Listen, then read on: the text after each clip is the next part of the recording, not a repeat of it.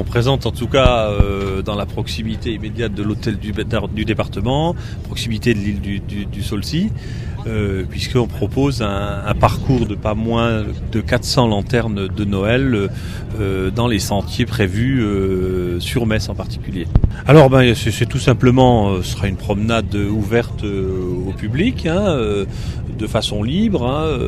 Il faudra se rendre du côté de la rue du Pont-Moreau pour ce qui est situé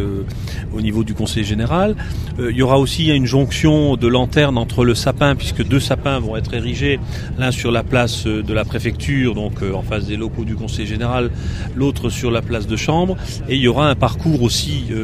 si j'allais dire un pont de lanternes qui reliera les 2 sapins également. Donc de manière pratique, là j'ai les horaires, le parcours se fera en accès libre de 17 à 19h30 du lundi au jeudi et le dimanche, et de 17 à 20h30 pour les vendredis et samedis. Sachant que la nocturne de 17 à 22h30 le 8 décembre pour le traditionnel parcours des illuminations de Metz, de la marche illuminée, on intégrera cette présence aussi cette année. On a eu la compétence donc de Guy Unterreiner qui a, en s'inspirant du folklore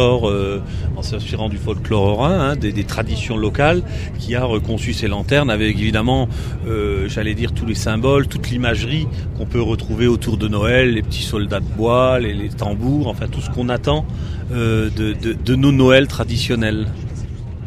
Alors, il y a eu des créations particulières sur ces lanternes, il y en a qui sont encore plus magiques que d'autres. Alors, on a bénéficié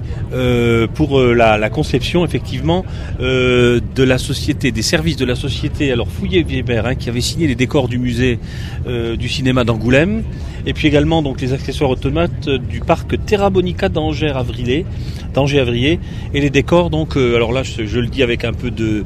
fierté, puisque je suis président de la commission d'arrondissement de Sarreguemines, donc on a des parcours de la citadelle de Bitche également.